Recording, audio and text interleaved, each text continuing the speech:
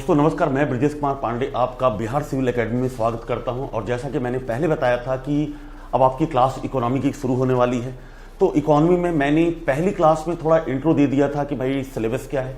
आज जो पहला टॉपिक हमारा इंट्रोडक्शन का है, आज हमें इकोनॉमी की ABCD सीखनी है ताकि जो भी आगे आप टॉपिक पढ़ो उनमें आपको चीज़ें समझ में आए कि हमें पढ़ना क्या है, और छोटी छोटी प्रॉब्लम से आप जो आगे चल के रूबरू होगे उसको पहले ही क्लियर कर लेते हैं। तो शुरू करते हैं बिना रोके बिना सोचे, ठीक है। तो आज का जो टॉपिक हमारा इंट्रोडक्शन का टॉपिक है, इंट्रोडक्शन ऑफ इकोनॉमी।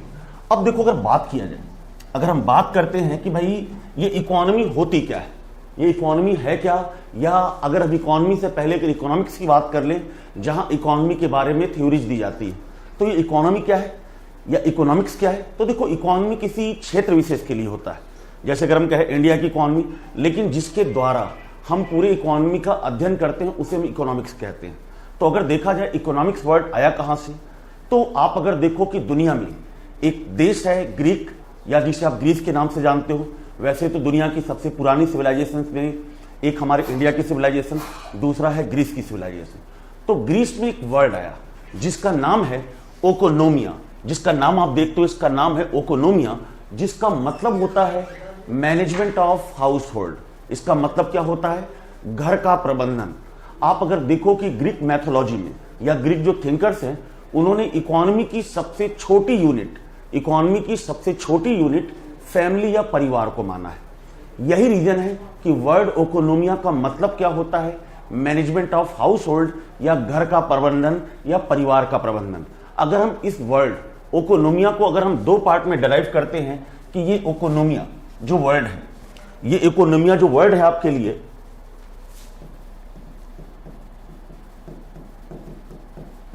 इकोनोमिया जो आपके लिए जो वर्ड है, इसका मतलब क्या है। तो इसको दो पार्ट में अगर हम तोड़े तो एक वर्ड निकलता है ओकोस, और दूसरा जो वर्ड निकलेगा नोमोस।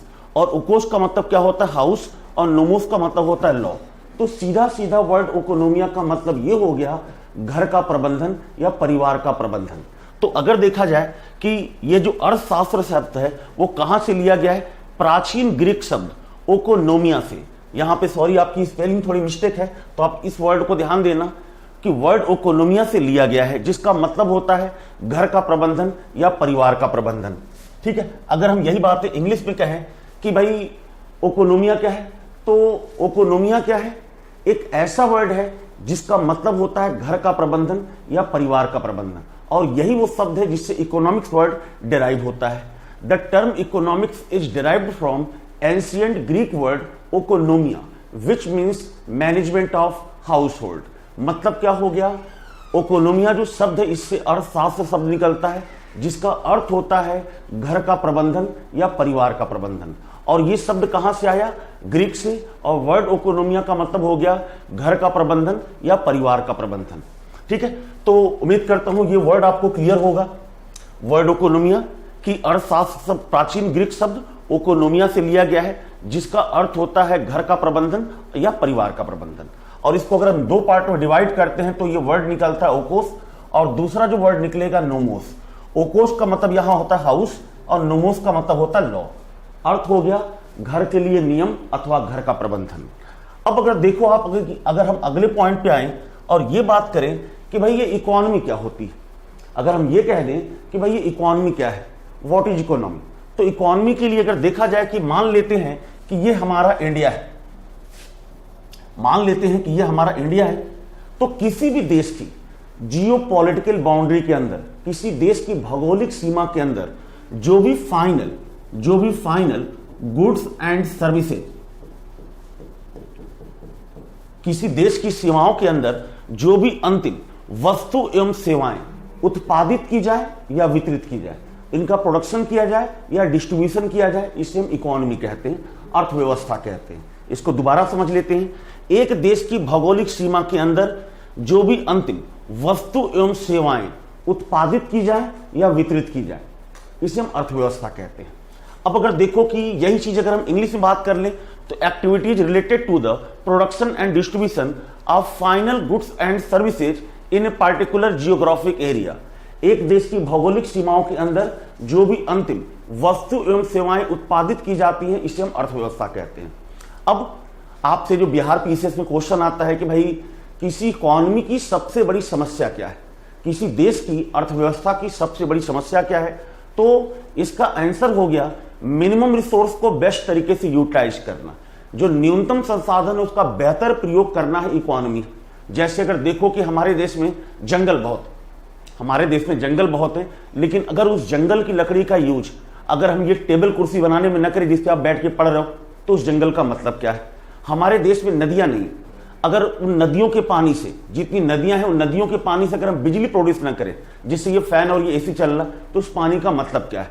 आप अगर देखो कि दुनिया में जो भी देश इन मिनिमम रिसोर्स का बेहतर उपयोग करता है, जो न्यूनतम संसाधन उसका बेहतर उपयोग करता है, उसे हम क्या बोलेंगे, सुपर पावर। और जो देश इस न्यूनतम संसाधनों का उपयोग नहीं कर पाता वो कमजोर देश। एग्जाम्पल के तौर पे अगर देखो कि अगर मैं आपसे ये पूछूं कि दुनिया में पेट्रोलियम का सबसे बड़ा रिजर्व कौन से देश में है, दुनिया में पेट्रोलियम का रिजर्व कौन से देश में है, हालांकि आप सोचोगे सऊदी अरब, नहीं, आंसर है वेनेजुला। चाहे बिहार पीसीएस हो या यूपी पीसीएस हो, हर जगह पूछा गया आपसे और कई बार पूछा गया है कि दुनिया में पेट्रोलियम का सबसे बड़ा रिजर्व किस देश में, वेनेजुला में। लेकिन उसी वेनेजुला में देखो कि आज से 1 साल पहले वहां के हॉस्पिटल के आईसीयू में बिजली की सप्लाई नहीं थी। जिस देश में इतना पेट्रोल है, वहां पे एनर्जी की सप्लाई नहीं हो पा रही, बिजली का प्रोडक्शन नहीं हो पा रहा, वहां के हॉस्पिटल के आईसीयू में लोग मर रहे हैं। मतलब जाहिर सी बात है कि वेनेजुला अपने पास रिसोर्स तो पेट्रोल का बहुत है, लेकिन उस पेट्रोलियम के रिसोर्स का न तो प्रोडक्शन कर पा रहा है, न तो उसको इंटरनेशनल मार्केट तक पहुंचा पा रहा है।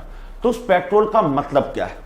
आप अगर देखो कि यही रीजन है कि वेनेजुला एक पिछड़ा हुआ देश है, गरीब देश है। आप जापान को देखो, जापान में तो कुछ नहीं पाया जाता, न तो वहां पे ढंग से रिसोर्स पाए जाते हैं। दुनिया में रिसोर्स के मामले में पिछड़ा हुआ देश।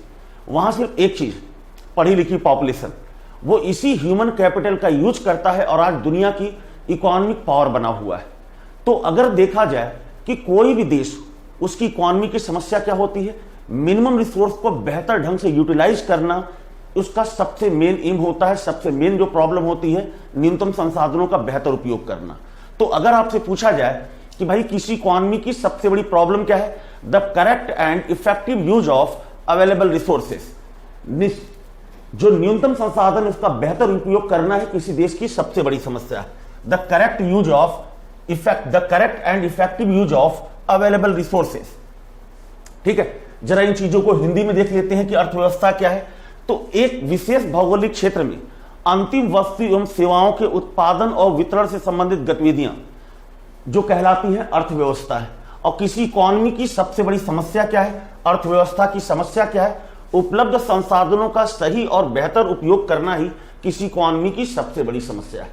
ठीक है, तो ये पॉइंट आप ध्यान रखना कि बिहार पीसीएस के अकॉर्डिंग में कि अर्थव्यवस्था क्या है। तो एक निश्चित भौगोलिक क्षेत्र में, जैसे यहां हमने भारत माता को मान लिया निश्चित भौगोलिक क्षेत्र, अंतिम वस्तु एवं सेवाओं के उत्पादन और वितरण को हम क्या बोलेंगे, अर्थव्यवस्था। किसी अर्थव्यवस्था की सबसे बड़ी समस्या क्या है, मिनिमम रिसोर्स को बेहतर ढंग से यूटिलाइज करना। और यहां जो मैंने आपसे करंट अफेयर का जो पॉइंट बताया है कि दुनिया में पेट्रोल का सबसे बड़ा रिजर्व किस देश में है, तो वेनेजुला में। हालांकि प्रोडक्शन, ठीक है, कौन कर रहा है, तो यूएसए कर रहा है। पिछले 3 साल से यूएसए जो है नंबर 1 बना हुआ है पेट्रोलियम के प्रोडक्शन में। चलो, अब अगर पूछा जाए कि भाई ये तो हमने बात कर ली कि इकोनॉमी की, अगर पूछा जाए फादर ऑफ इकोनॉमिक्स किसको कहते हैं, तो हमारे दिमाग में सीधी सी बात आती है एडम स्मिथ। लेकिन जरा एक चीज सोचो आप कि हमारे इंडिया में कौटिल्य ने अर्थशास्त्र लिखी थी, उनको हम फादर ऑफ इकोनॉमिक्स क्यों नहीं कहते, क्योंकि उनका जो अर्थशास्त्र है वो पॉलिटिकल साइंस पे लिखी गई बुक है। वो किस पे लिखी गई बुक है, राजनीतिक विज्ञान पे लिखी गई बुक है। ठीक है, न कि इकोनॉमी पे। इकोनॉमिक्स पे अगर देखा जाए कि पहली जो प्योर बुक लिखी गई थी वो लिखी थी एडम स्मिथ ने 1776 में, और इस बुक का नाम था वेल्थ ऑफ नेशन। लेकिन एक चीज ध्यान रखना कि स्टेट कमीशन वगैरह में इतने आसान क्वेश्चन आपसे नहीं पूछे जाने कि भाई वेल्थ ऑफ नेशन के राइटर कौन थे। अगर पूछा जाए कि भाई वेल्थ ऑफ नेशन का पूरा नाम पूछा जाता है, तो इसका पूरा नाम है an inquiry into the nature and the causes of wealth of nation. तो आप ये ध्यान रखना कि अगर पूछा जाए दुनिया की पहली प्योर इकोनॉमिक्स पर लिखी गई बुक कौन सी थी, तो an inquiry into the nature and the causes of wealth of nation. और ये जो नाम है हिंदी और इंग्लिश में बेटे एक ही होगा जो आपको ये दिख रहा है। एडम स्मिथ को देखा जाए तो ये स्कॉटलैंड के रहने वाले थे और इन्होंने इकोनॉमी पे पहली बुक लिखी थी वेल्थ ऑफ नेशन, जिसका पूरा नाम मैंने यहां पे बता दिया। तो अगर आपसे पूछा जाए कौटिल्य का अर्थशास्त्र का सब्जेक्ट क्या था, तो उसका सब्जेक्ट था पॉलिटिकल साइंस। कौटिल्य की अर्थशास्त्र का सब्जेक्ट है पॉलिटिकल साइंस। ठीक है, तो ये चीजें मेरे ख्याल से आप लोग क्लियर होंगे कि अर्थव्यवस्था क्या होती है और किसी इकोनॉमी की सबसे बड़ी प्रॉब्लम क्या है, फादर ऑफ इकोनॉमिक्स कौन है, और जो कौटिल्य का जो सब्जेक्ट है अर्थशास्त्र का वो क्या था, पॉलिटिकल साइंस। इसीलिए कौटिल्य को हम राजनीतिक विज्ञान से जोड़ के देखते हैं, न कि अर्थशास्त्र से। अब अगर देखें हम लोग अगले पॉइंट पे आते हैं कि अगला जो पॉइंट है types of economy. Types of economy क्या है, तो इसके बारे में अगर देखा जाए तो अगर हम अर्थव्यवस्था की बात करें तो हमने बात कर लिया। यहां बात करते हैं टाइप्स ऑफ इकोनॉमी की कि कैसे कैपिटलिस्ट इकोनॉमी का उदय हुआ पूंजीवादी अर्थव्यवस्था का, कैसे सोशलिस्ट इकोनॉमी आई समाजवादी अर्थव्यवस्था, कैसे मिक्स्ड इकोनॉमी आई मिश्रित अर्थव्यवस्था। तो इसके लिए थोड़ा हमें इतिहास में चलना होगा, इतिहास के पन्नों को खंगालना होगा कि कैसे मॉडर्न इकोनॉमी की शुरुआत होती है। देखो पहले पॉइंट पे अगर हम कैपिटलिस्ट इकोनॉमी को देखें पूंजीवादी अर्थव्यवस्था के लिए, तो जरा हम इतिहास में झांक के देखें तो देखो 1453 का जो ईयर था ये दुनिया के लिए बड़ा ही इंपॉर्टेंट ईयर है 1453। इसी वर्ष अगर देखा जाए कि 1453 में दुनिया में रेनेसा की शुरुआत होती है, पुनर्जागरण की शुरुआत होती है। पुनर्जागरण का मतलब क्या होता है, पुनर्जागरण का सीधा मतलब होता है नींद से जागना। किसी जमाने में अगर देखो आप तो यूरोप बहुत आगे था।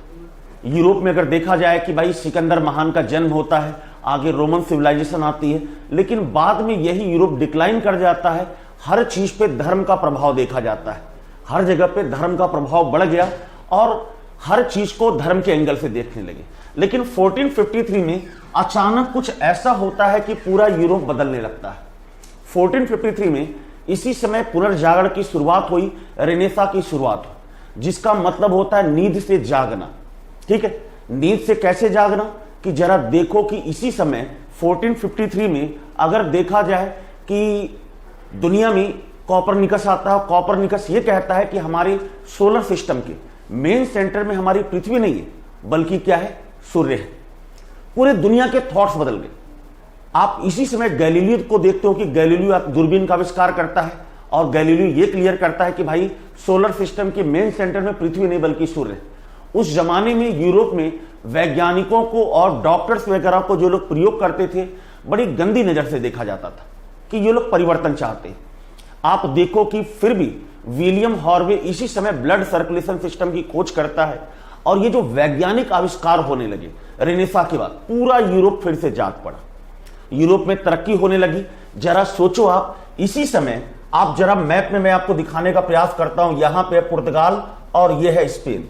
इन दो देशों ने यह सोचा कि अगर इंडिया की खोज कर ली जाए, अगर भारत की खोज कर ली जाए तो शायद यूरोप को अपने गरीबी से मुक्ति मिल जाएगी।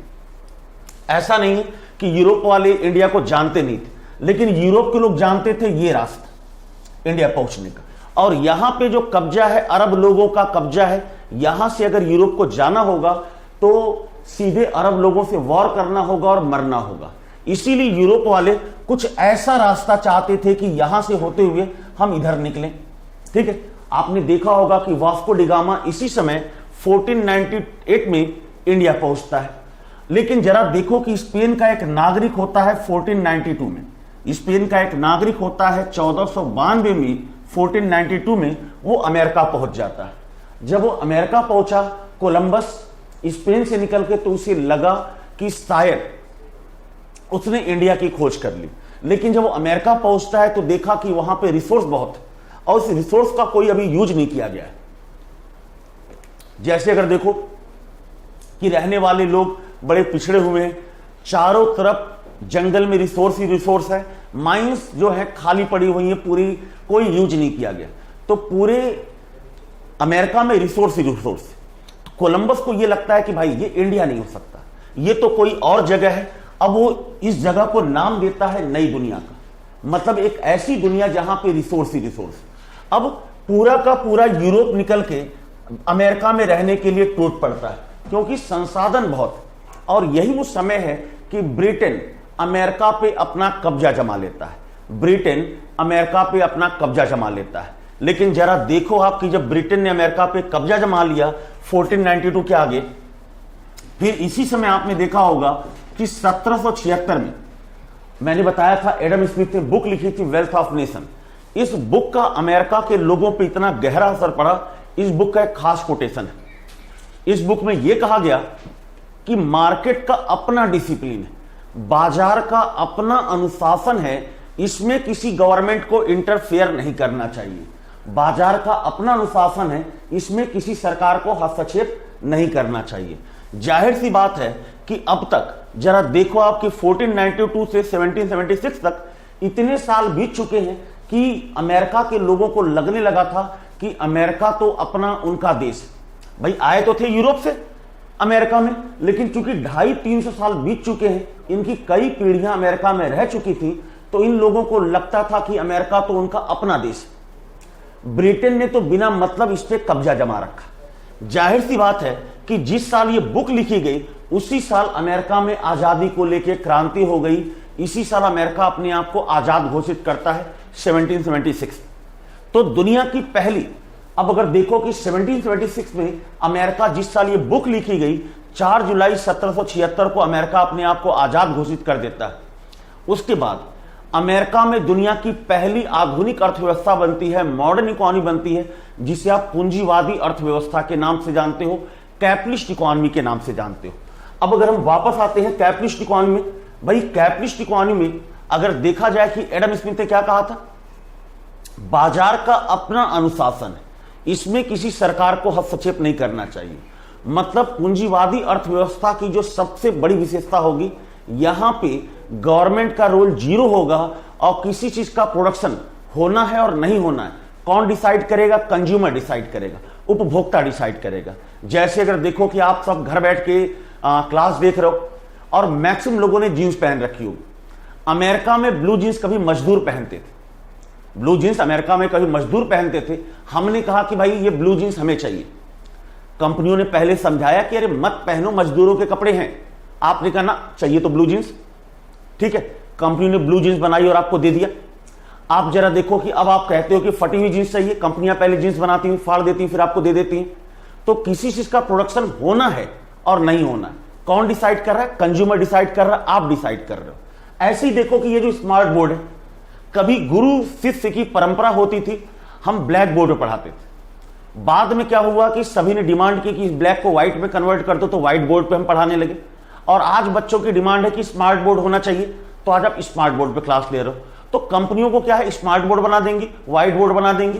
तो यहां किसी का प्रोडक्शन होना है और नहीं होना है कौन डिसाइड करता है? कंज्यूमर डिसाइड करता है, उपभोक्ता डिसाइड करता है।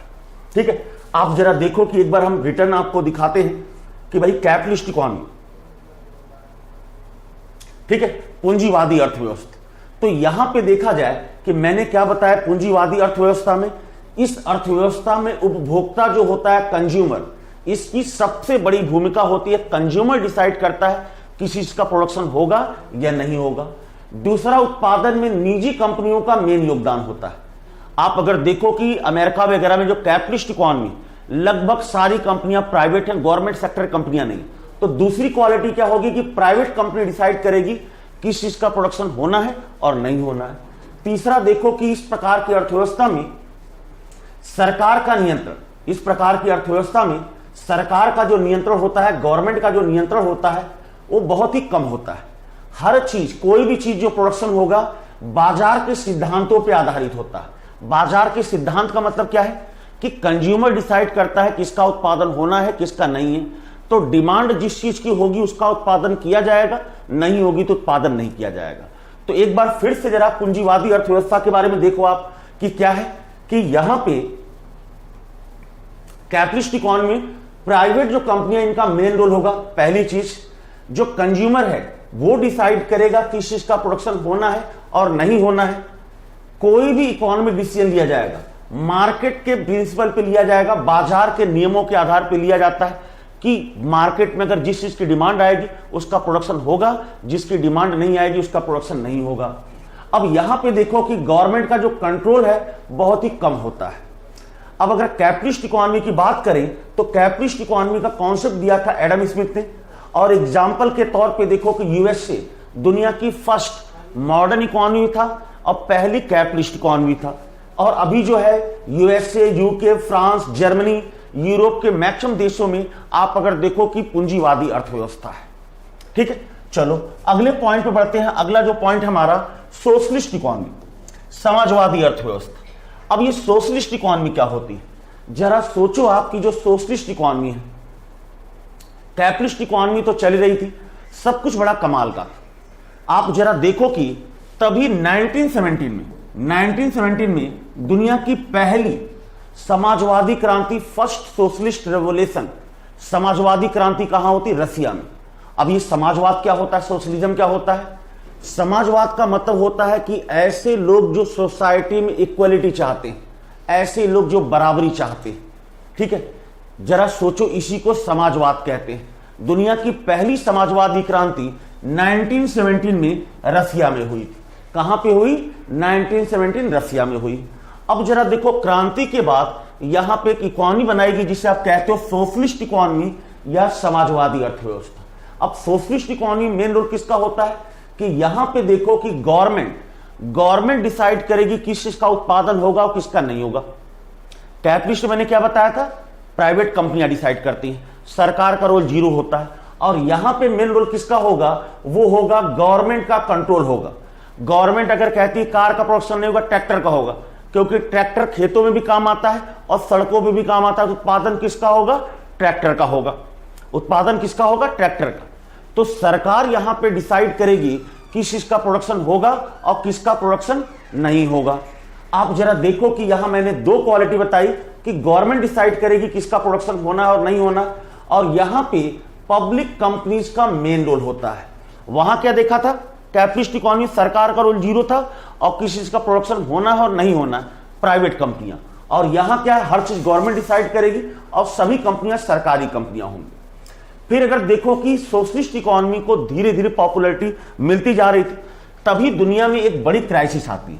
1930 में एक ग्रेट रिसेशन आता है, 1930 में एक ग्रेट रिसेशन आता है जिसको आप महान मंदी कहते हो। रिसेशन मीन्स मंदी।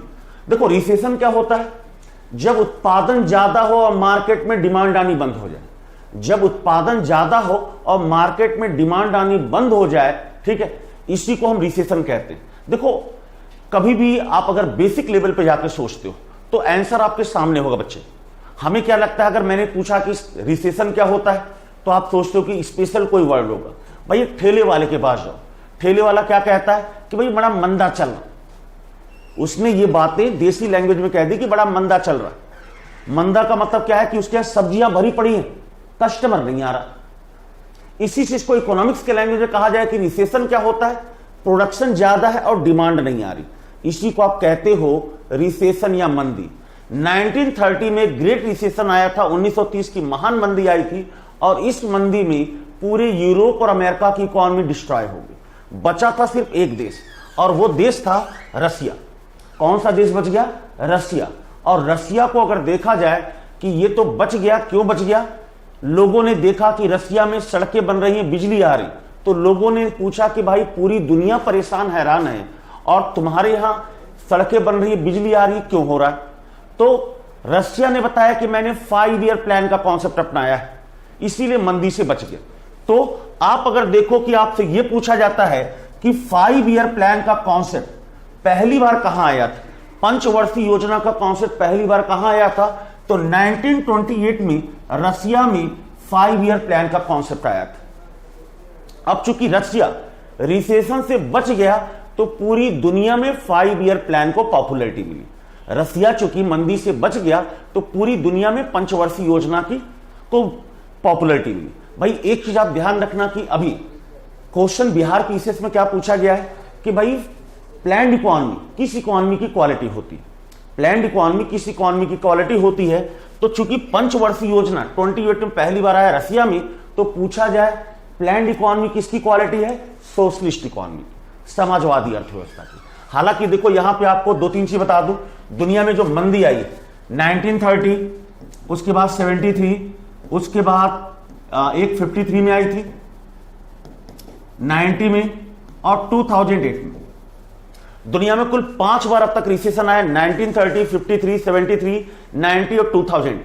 लेकिन जिसको ग्रेट रिसेशन बोलते हैं, महान मंदी बोलते हैं, तीसा की मंदी बोलते हैं, उसको 1930 का रिसेशन बोलते हैं। कहीं की बुक में आपको 29 भी मिलेगा, तो 29, 30 दोनों इंक्लूड के बेटे, वहां कंफ्यूजन मत रखना, इसको तीसा की मंदी कहते हैं, ठीक है। और जो 73 में जो मंदी आई थी, ये बिहार पीसीएस का आपका फेवरेट क्वेश्चन है।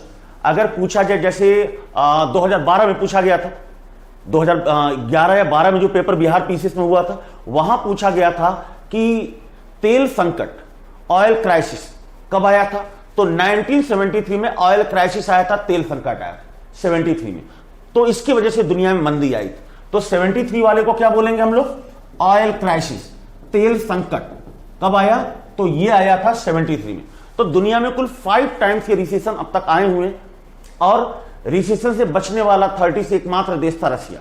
तो रशियन इकोनॉमी को देखो, मैंने क्या बताया, एक तो सरकार का मेन रोल होगा, पब्लिक कंपनी जहां पे मेन भूमिका में होंगी, सरकार का पूरी इकोनॉमी पे कंट्रोल होगा।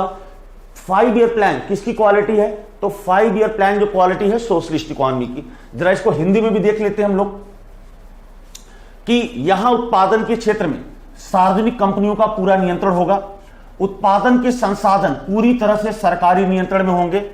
पंचवर्षीय योजना या प्लान्ड इकोनॉमी किसकी विशेषता है, तो यह है सोशलिस्ट इकोनॉमी की। अगर इसका देखा जाए कि किसने इसका कॉन्सेप्ट दिया था, तो कार्ल मार्क्स द्वारा इस कॉन्सेप्ट को दिया गया था, जिन्होंने 1867 में बुक लिखी थी दास कैपिटल, ठीक है। कार्ल मार्क्स ने सोशलिस्ट इकोनॉमी का कॉन्सेप्ट दिया था, 1867 में बुक लिखी थी जिसका नाम है दास कैपिटल। इसके बाद अगर देखा जाए कि भाई दुनिया में सोशलिस्ट इकोनॉमी की क्या क्वालिटी है, कौन कौन से एग्जांपल हो गए, रसिया, चाइना, नॉर्थ कोरिया और क्यूबा। रसिया, चाइना, नॉर्थ कोरिया और क्यूबा, ठीक है, 2-4 देश और हैं। इसके बाद अगर देखो कि एक पॉइंट और बता दूं कि मैंने इंग्लिश में यहां पे एक पॉइंट और ऐड किया है, सिंगल पार्टी सिस्टम, ठीक है। देखो सिंगल पार्टी सिस्टम, जहां भी कहीं समाजवादी देश, रसिया, चाइना, नॉर्थ कोरिया, क्यूबा, यहां पे पॉलिटिकल रूप से डेमोक्रेसी नहीं पाई जाती। डेमोक्रेसी का मतलब क्या होता है कि भाई आपको बोलने का अधिकार है। भाई चाइना में जरा देखो, बोलने का अधिकार नहीं है। चाइना में आपने देखा होगा alibaba.com के जो ऑनर है जैक मा, उन्होंने गवर्नमेंट के अगेंस्ट में जरा से एक शब्द बोले थे कि भाई चाइना का बैंकिंग सिस्टम अच्छा नहीं, गरीबों को लोन नहीं देता। इस छोटी सी बात पे गवर्नमेंट ने उनको उठा लिया। अभी उनकी फाइल फोटो आती है, कुछ नहीं पता कि वो जिंदा है या मर गए, जिंदा ही होंगे, बीच में फोटो आती रहती है, लेकिन समझ में नहीं आता फाइल फोटो पुरानी फोटो है कि नई फोटो है। लेकिन जैक मा फ्रंट से गायब है। बोलने का अधिकार नहीं होता समाजवादी देशों में। दूसरा क्या, इनको मत देने का अधिकार नहीं। भाई हमारे इंडिया में आप जब 2014 में पुरानी पार्टी कांग्रेस से परेशान थे तो आप मोदी जी को लेके आए। दिल्ली में आपको लगा कि भाई बीजेपी के बजाय हम आम आदमी पार्टी को लेके आएंगे, तो जीत कौन रहा है? ये कोई बीजेपी या कांग्रेस या आम आदमी पार्टी जीत रही, हमारी जीत हो रही। हम जिसको डिसाइड करते हैं उसी की गवर्नमेंट लेके आते हैं। लेकिन समाजवादी देशों में डेमोक्रेसी नहीं होती। वहां क्या होता है, सिंगल पार्टी सिस्टम होता है। सिंगल पार्टी को समझ लो जैसे एक पार्टी है चाइना में और इसका नाम है कम्युनिस्ट पार्टी ऑफ चाइना। इसका नाम क्या है, CPC, communist party of China, एक सिंगल पार्टी। इसके लगभग 3 करोड़ मेंबर है। मेंबर किसको बनाया जाएगा? ऐसे लोग जिनका सोसाइटी में इकोनॉमी बड़ा कंट्रीब्यूशन है, ऐसे लोगों को मेंबरशिप दी जाती। तो जरा सोचो कि यही लोग आपस में राष्ट्रपति प्रधानमंत्री बनते हुए आगे बढ़ते, ठीक है। तो यहां पे जहां भी कहीं समाजवादी देश, वहां पे क्या है कि सिंगल पार्टी सिस्टम होता है, एक दल की सरकार होती है, सिंगल पार्टी सिस्टम होगा। फिर आप बोलोगे सर नॉर्थ कोरिया में, भाई नॉर्थ कोरिया में बेशक डिक्टेटरशिप है, तानाशाही, लेकिन वहां भी ये खेल खेला जाता है, एक ही पार्टी है और एक ही आदमी चुनाव लड़ता है, बाकी लोगों को बोलने का अधिकार नहीं होता। वहां भी हर 4 साल 5 साल में चुनाव होंगे और वहां भी सिंगल पार्टी सिस्टम का ही कॉन्सेप्ट, ठीक है। तो मेरे ख्याल से समाजवादी अर्थव्यवस्था क्लियर हो गई होगी कि सरकार का पूरा कंट्रोल होता है, सार्वजनिक कंपनियां मेन रोल में होती हैं, 5 ईयर प्लान इसका मेन फीचर होता है और पॉलिटिकल रूप से यहां पे सिंगल पार्टी सिस्टम पाया जाता है, ठीक है। चलो, हालांकि एक पॉइंट इंटरेस्टिंग पॉइंट है, बता देता हूं। चाइना में 1989 में लोगों ने कहा कि वी वांट डेमोक्रेसी, हमें लोकतंत्र चाहिए। गवर्नमेंट ने कहा भाई इस घटना को बोलते हैं तियानमान स्क्वायर की घटना, तियानमान चौराहे की घटना। 10,000 से ज्यादा लोग तियानमान चौराहे पे इकट्ठा हो गए और कहने लगे वी वांट डेमोक्रेसी। गवर्नमेंट ने कहा बस वहीं रुक जाओ 5 मिनट, सबको डेमोक्रेसी मिलेगी। अचानक सड़कों पे टैंक और बुलडोजर आके सबके ऊपर चला दिया गया, एक सिंगल आदमी जिंदा नहीं बचा। आज भी गवर्नमेंट पूछती रहती कि भाई चाहिए क्या किसी को डेमोक्रेसी, तो पब्लिक कहती है नहीं बहुत खुशी है, हमें डेमोक्रेसी नहीं चाहिए। ठीक है, तो ध्यान रखना जहां भी कहीं सोशलिस्ट इकोनॉमी होगी वहां पे क्या है, सिंगल पार्टी सिस्टम होगी। इसके बाद अगर हम बात करें कि भाई मिक्स्ड इकोनॉमी क्या होती है, देखो हमारा देश 1947 में आजाद हुआ। अब हमारे ऊपर कैपिटलिज्म का ही प्रभाव था। भाई कैपिटलिज्म का प्रभाव क्यों नहीं होगा, हम ब्रिटेन के 200 साल गुलाम रहे। अब ब्रिटेन क्या, वहां की एक छोटी सी कंपनी ईस्ट इंडिया कंपनी, इसके गुलाम रहे, तो हमारे ऊपर कैपिटलिज्म का ही प्रभाव पड़ा। लेकिन फिर लगा कि अगर ये कैपिटलिज्म अपनाएंगे तो हमारे यहां भी मंदी आने लगेगी, जैसा कि 1930 का रिसेशन आया।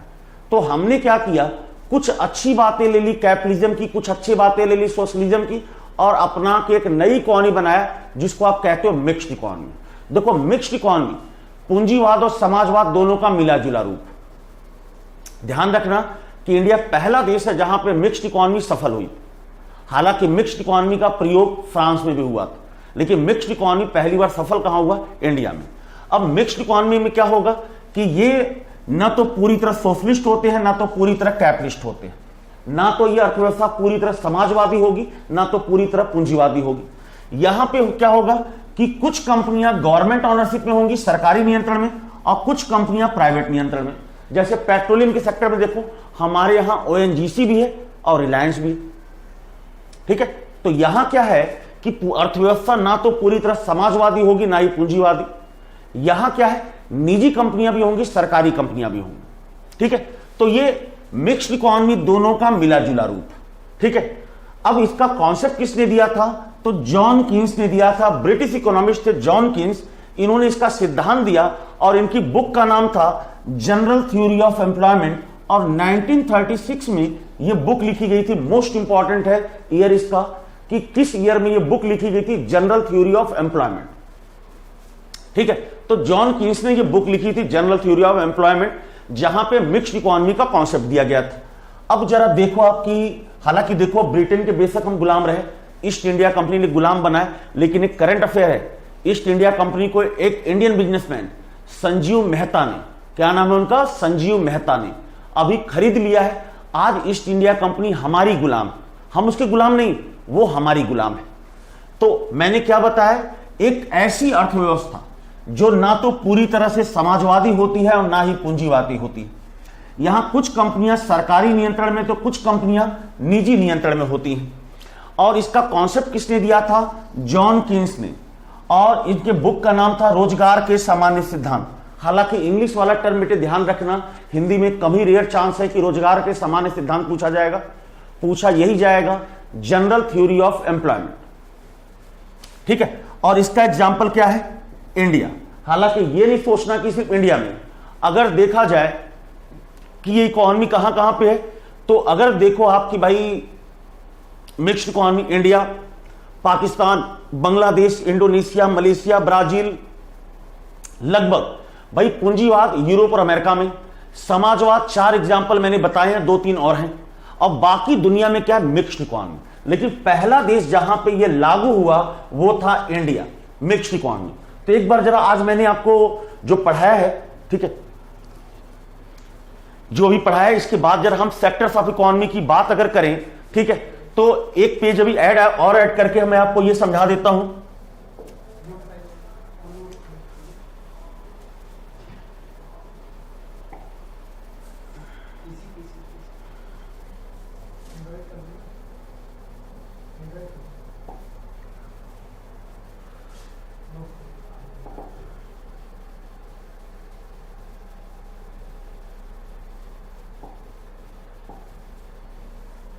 ठीक है, तो अभी जो पॉइंट बच्चे आपके लिए कि एक पॉइंट और भी, क्योंकि मैंने अभी आपको बताया कि आज पहले तो बता दिया कि भाई इकोनॉमिक्स वर्ड किस वर्ड से निकलता है, वर्ड इकोनोमिया, जिसका मतलब होता है मैनेजमेंट ऑफ हाउस होल्ड। फिर मैंने आपको बताया कि भाई इकोनॉमी क्या होती है, तो मैंने बताया कि activities related to the production and distribution in the of the final goods and services in a particular geographic area, एक निश्चित भौगोलिक क्षेत्र में वस्तु एवं सेवाओं के उत्पादन तथा वितरण को अर्थव्यवस्था कहते हैं। फिर मैंने आपको बताया कि फादर ऑफ इकोनॉमिक्स कौन है, तो एडम स्मिथ हैं, जिनकी बुक का नाम है an inquiry into the nature, ठीक है, and the causes of wealth of nation. फिर मैंने आपको बताया कि भाई ये इकोनॉमिक्स पे लिखी गई पहली प्योर बुक थी, इसीलिए आप जरा देखो कि फादर ऑफ इकोनॉमिक्स कौन है, एडम स्मिथ। फिर मैंने 3 तरह की अर्थव्यवस्था बताई, capitalist economy, socialist economy, mixed economy. Capitalist economy मैंने आपको क्या बताया कि यहां पे गवर्नमेंट का रोल कम होगा, सभी कंपनियां प्राइवेट हो। सोशलिस्ट इकोनॉमी मैंने बताया कि यहां सरकार का रोल ज्यादा होगा, सभी कंपनियां सरकारी होंगी। और मिक्स्ड इकोनॉमी दोनों का मिला जुला रूप होता है। अब अगर हम अगले पॉइंट पे बात करें कि सेक्टर्स ऑफ इकोनॉमी, अर्थव्यवस्था के क्षेत्र क्या क्या है, सेक्टर्स ऑफ इकोनॉमी, अर्थव्यवस्था के क्षेत्र। देखो इकोनॉमी के जो सेक्टर्स होते हैं, एक तो हो गया प्राइमरी, दूसरा हो गया सेकेंडरी, और तीसरा हो गया टर्सरी। इसका मतलब होता है प्राथमिक, द्वितीयक और तृतीयक। प्राथमिक, द्वितीयक और तृतीयक, ठीक है। देखो प्राइमरी का सीधा मतलब होता है एग्रीकल्चर से रिलेटेड सेक्टर, कृषि से इसका मतलब होता है इंडस्ट्री, और इसका मतलब होता है सर्विस सेक्टर, ठीक है। तो अगर देखा जाए कि प्राथमिक क्षेत्र सिर्फ कृषि नहीं होता, नेचर के द्वारा, इन्वायरमेंट के द्वारा जो भी चीजें आपको प्रोवाइड की जा रही है, नेचर के द्वारा, एनवायरमेंट के द्वारा जो भी चीजें आपको प्रोवाइड की जा रही है, ठीक है, फ्री ऑफ कॉस्ट, वो क्या है, प्राइमरी। कोई भी फाइनल गुड्स, कोई भी अंतिम वस्तु क्या कहलाएगी, सेकेंडरी। और कोई भी सेवा, टर्सरी। जैसे अगर देखो कि आप किसी खेत से अगर गेहूं निकाल लो तो गेहूं क्या है, प्राइमरी, लेकिन गेहूं को अगर आटे में कन्वर्ट कर दिया तो आटा क्या है, सेकेंडरी। आपने जमीन के नीचे से कच्चा लोहा निकाला, माइनिंग की, तो कच्चा लोहा क्या है, प्राइमरी, लेकिन कच्चे लोहे को अगर आपने स्टील में कन्वर्ट कर दिया तो क्या, सेकेंडरी। टर्सरी क्या होता है, भाई मैं आपको पढ़ा रहा हूं, सर्विसेज दे रहा हूं, ये क्या, सर्विस सेक्टर है। कल की डेट में आपका बिहार पीसीएस में सिलेक्शन होगा, आप डिप्टी एसपी बनते हो या एसडीएम बनते हो और आप देश की सेवा करते हो, तो आप देश को सेवाएं दे रहे हो, वो क्या कहलाएगा, सर्विस सेक्टर, ठीक है। तो ये 3 पॉइंट क्लियर है, प्राइमरी, सेकेंडरी एंड टर्सरी। अब इसको दूसरे तरीके से समझो कि अगर मान लो हमने किसी माइन से कच्चा लोहा निकाला तो क्या है, प्राइमरी। कच्चे लोहे को आपने स्टील में कन्वर्ट कर दिया तो सेकेंडरी।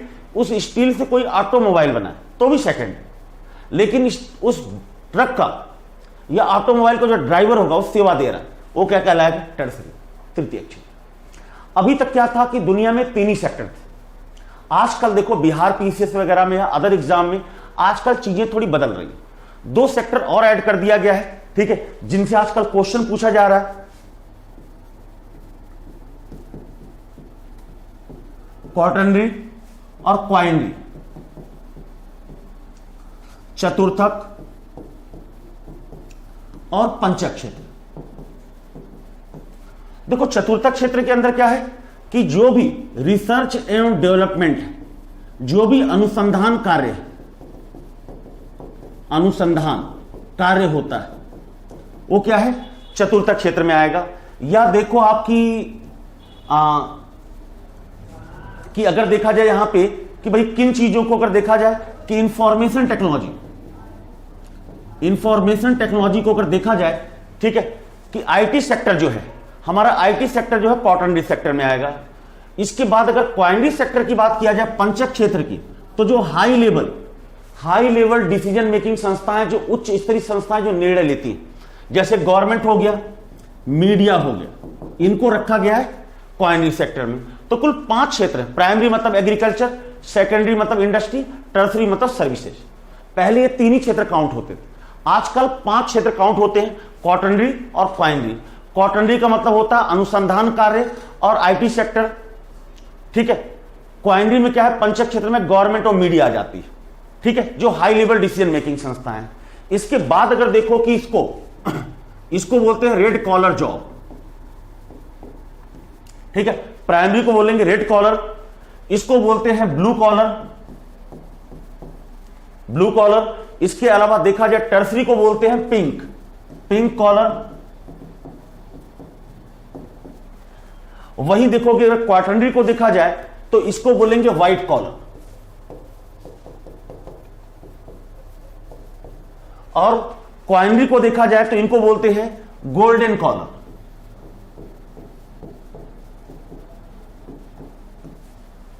ठीक है। तो प्राथमिक मतलब एग्रीकल्चर, सेकेंडरी मतलब इंडस्ट्री, और टर्सरी मतलब सेवा क्षेत्र। क्वार्टरनरी मतलब चतुर्थक क्षेत्र, इसमें अनुसंधान कार्य और आईटी सेक्टर आएगा। क्वाइनरी मतलब पंचक क्षेत्र, इसमें क्या आएगा, गोल्डन, जो गवर्नमेंट और मीडिया आती है, सरकार और मीडिया आती है, जैसे हाई लेवल डिसीजन मेकिंग संस्थाएं होती है। इसको देखो प्राइमरी वाले को बोलते हैं कॉलर, ये जो कॉलर देख रहे हो आपने, इसको बोलते हैं रेड कॉलर। सेकेंडरी वाले को बोलेंगे ब्लू कॉलर। टर्सरी देखो पुराने जमाने में मत सोचना, पुराने जमाने जो फिजिकल वर्क होते थे करते थे उनको बोलते थे ब्लू कॉलर, और जो लोग मेंटली मेहनत करते थे उनको बोलते थे व्हाइट कॉलर। लेकिन अब क्वेश्चन और डिफाइन करके पूछा जाता है, प्योर क्वेश्चन आ रहे हैं और टफ क्वेश्चन आ रहे हैं कि प्राइमरी वाले को बोला जाएगा रेड कॉलर, सेकेंडरी वाले को ब्लू, टर्सरी वाले को पिंक, क्वाइनरी वाले को व्हाइट, और जो क्वार्टरनरी है, जो गवर्नमेंट और मीडिया होती है, इसको गोल्डन कॉलर बोलते हैं। ठीक है। तो मैंने अभी जो बच्चे आपको एक तो बता दिया इकोनॉमिक्स वर्ड कहां से आया, अर्थव्यवस्था क्या है, अर्थव्यवस्था के जनक कौन है, टाइप्स ऑफ इकोनॉमी मैंने बता दिया। इसके अलावा मैंने सेक्टर्स ऑफ इकोनॉमी बता दिया, अर्थव्यवस्था के क्षेत्र। सेक्टर्स ऑफ इकोनॉमी से कुल 5 क्षेत्र मैंने बताया, प्राइमरी, सेकेंडरी, टर्सरी और क्वार्टरनरी और क्वाइनरी। ठीक है। तो उम्मीद करता हूं आप लोगों को ये क्लासेस पसंद आएंगी। और बच्चे, ये बेसिक की क्लास बेशक थी, लेकिन यहां से आपको बिहार पीसीएस में क्वेश्चंस मिलते हैं। जैसे मैंने बताया था कि पेट्रोलियम का संकट कब आया 73 में, मिक्स्ड इकोनॉमी को, और ये जो सेक्टर्स ऑफ इकोनॉमी है, इन्हीं चीजों को आगे चल के आप आगे जैसे बढ़ोगे तो आपको हर क्लास में इन वर्ड्स का यूज मिलेगा। ठीक है।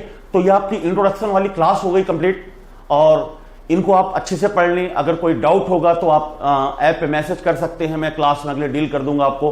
ठीक है। आपका काम है कि चीज़ों कंप्लीट करना। मेरी पहली जो मैंने 15 मिनट की एक इंट्रोडक्शन क्लास बनाई थी, उसमें टॉपिक्स दिए गए, उन टॉपिक्स को आप नोट कर लें। कुछ टॉपिक्स ऊपर नीचे हो सकते हैं कि जैसे मैं कभी बैंकिंग पढ़ाऊंगा, कभी एग्रीकल्चर या पॉवर्टी, या कभी शेयर मार्केट, तो ऊपर नीचे हो सकते हैं। आपकी प्रॉपर ढंग से क्लास होगी, और 100% क्वेश्चन की भाई गारंटी कोई नहीं लेता, लेकिन मैं कह रहा हूं 99% से 100% की गारंटी हमारी है, आपको क्वेश्चंस मिल जाएंगे। तो मैं ब्रजेश पांडे आप सभी से विदा लेना चाहता हूं। अगली क्लास में कल फिर आपसे मुलाकात होगी इसी समय। Thank you.